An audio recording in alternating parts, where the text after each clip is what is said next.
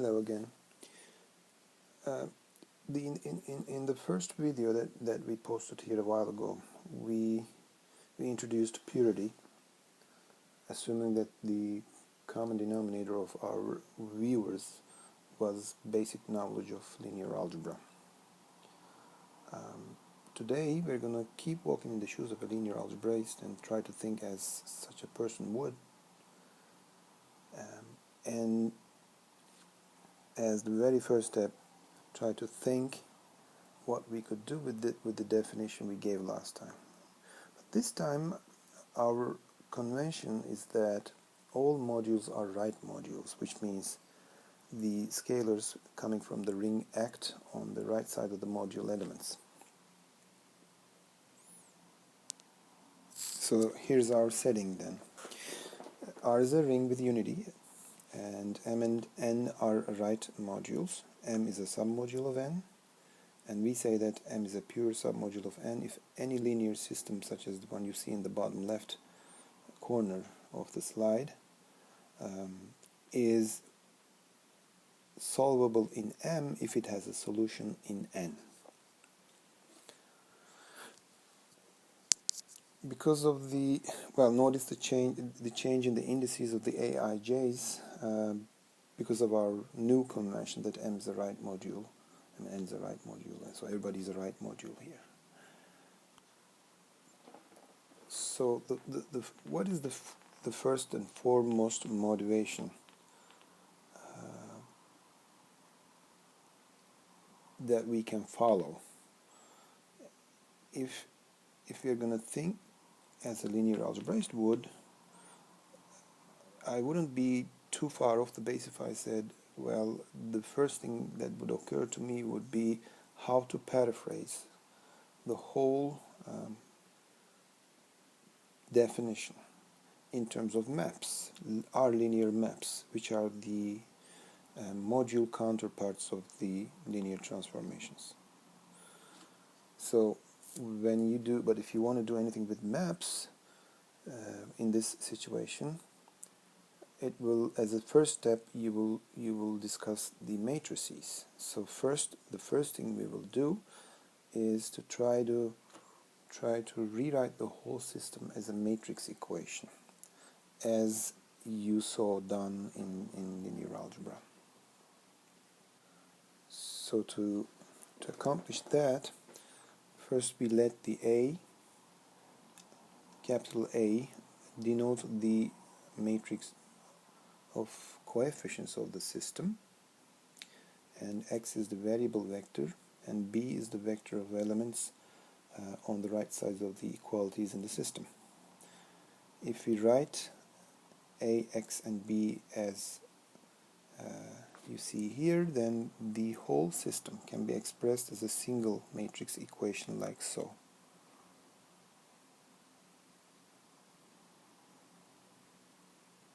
X times A is equal to B. So acting upon our plan of expressing the whole thing in terms of maps, our linear maps, the next thing we want to do is to identify matrices and maps, our linear maps with each other. Let's see how we can do that. Well, it's a well-known fact that the matrix A represents an R linear map, and it does it in two ways, as you see in items number 1 and 2. Now, if the multiplication on the left by the matrix A constitutes an R linear map from R to the N into R to the M. So what do we mean by these things? First of all, R to the K is just the direct sum of K copies of R as a right module over itself. Similarly for N and M. So this is just the module theory counterpart of the K-dimensional vector space over a field. And of course, since we'll be working with right modules, we'll be using the first one a lot. So we will view a matrix A left multiplication by matrix A as a linear map, R linear map from R to the n into the R to the m. Now, so given any matrix like that, m by n matrix, we will recall this situation. Well, there's a converse to this. So what we have just said is this. Every matrix represents a linear map by way of multiplication on the left by that matrix. How about the converse? Can I represent any linear map, any R linear map from R to the n into the R to the m in this form for a matrix A? The answer is yes. So take any linear map, R linear map from R to the n into R to the m. Now what we want to do is to find a matrix A, an m by n matrix A, such that left multiplication by A coincides with the action of F. In order to figure the appropriate matrix A out, we just need to notice, we just need to observe a simple thing. Two linear maps with the same domain coincide on the whole domain if and only if they agree on a set of generators. So in our case, this would be tantamount to saying the following.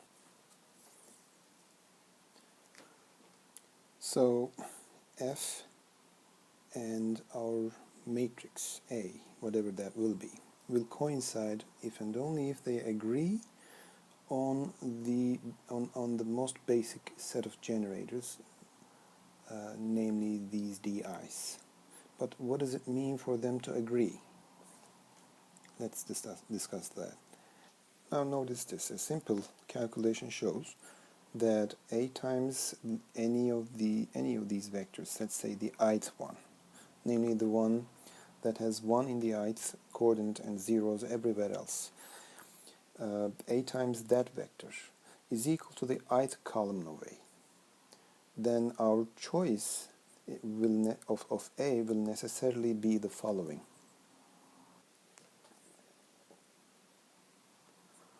So this is what we necessarily have. The reason why I keep saying necessarily is because we haven't verified that this choice of A works yet. So what is this choice of A? In summary, it is just the columns that are equal to f of di. I mean, f of di's for each I, f of di will be the ith column of A. That's the rule that defines our matrix. And to see, all that remains to do is to verify that this is the choice that works. But then it is, because all these steps can be retraced, because the whole argument that we have carried out to come to this step, it is reversible. So the viewers can check easily that this is the right matrix. So now we have proved what we wanted, namely that we can identify all R linear maps between R to the n and R to the m by n matrices over R. Now, so far we have discussed the interpretation of matrix A as a linear map between the R to the n and R to the m. What about the vectors x and b? After all, they are matrices as well. So how do we interpret them as linear maps?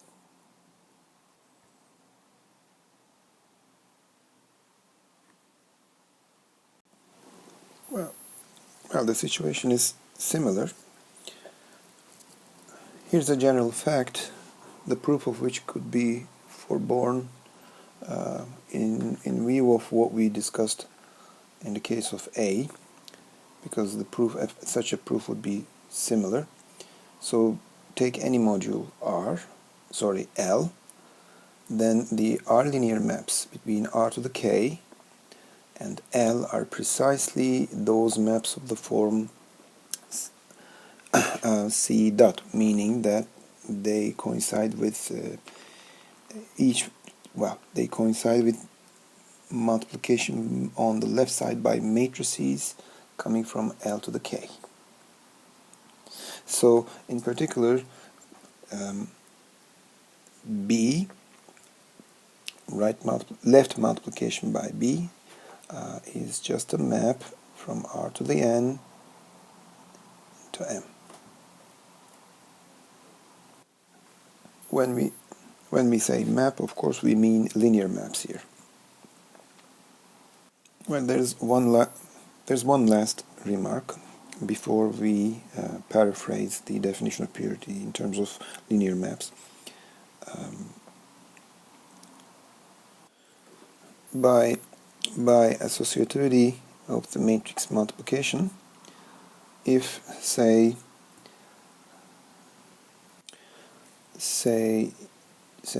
F and G are represented by the matrices AF and AG respectively,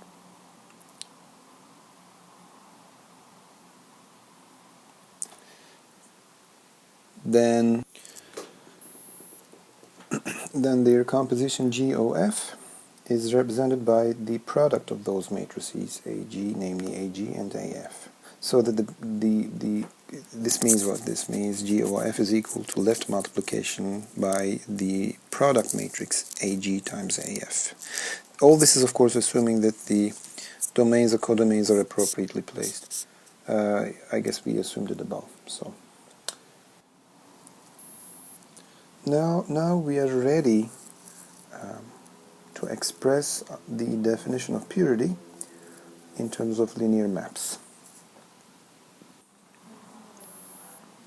Now this is the equivalent formulation of our definition in terms of matrices. M is pure in N if and only if any system X times A equals B with a solution in N has a solution in M. Notice that I put the dimensions of the matrices so that you can keep track of what matrix corresponds to which map. Now viewing these matrices as maps, as we have discussed, we can represent the whole situation on a diagram like so.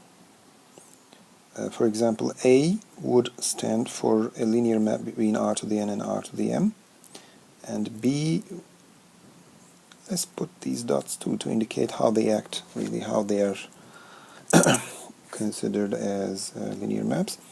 And B would be a linear map from R to the N into M. And then let's indicate the relationship between M and N with an inclusion map. So the bottom row is the inclusion of M in N, which itself is a linear map. And for a solution, for example,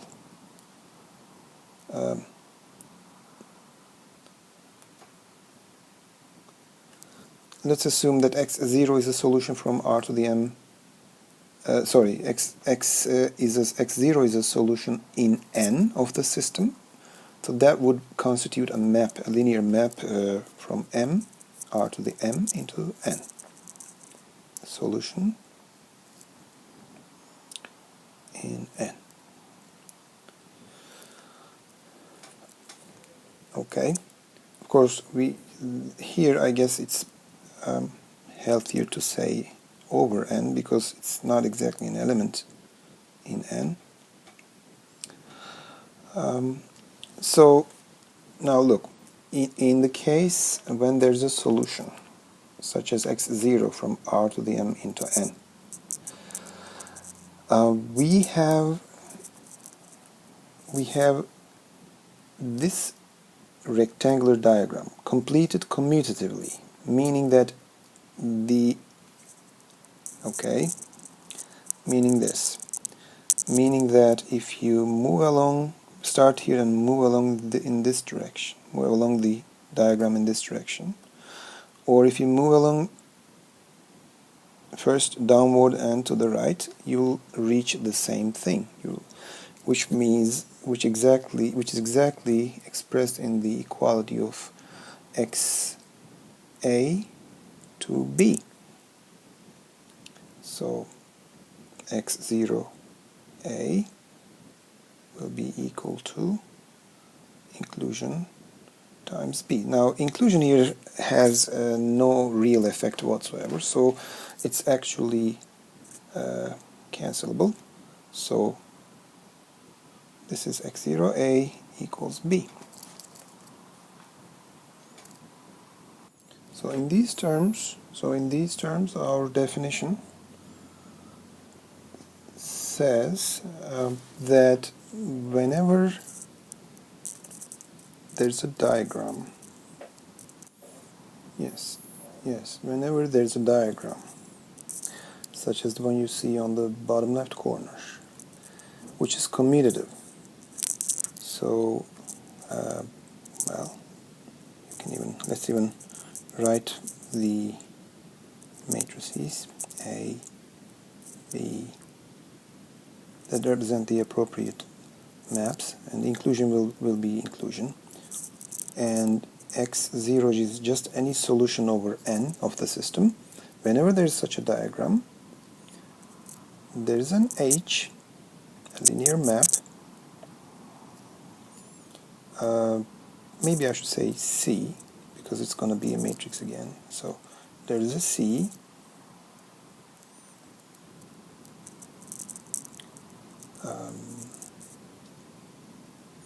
like so. From R to the M into capital M, such that the top left triangle is commutative. That is CA equals B. Notice that C is now a matrix whose entries will come from M. Therefore, it will constitute a solution of the system over M. So once again, for any commutative diagram, as you see in the figure, there's a map C, and I'll mark it in red, like so, such that the top row, the top left triangle, and I'll mark it in yellow color.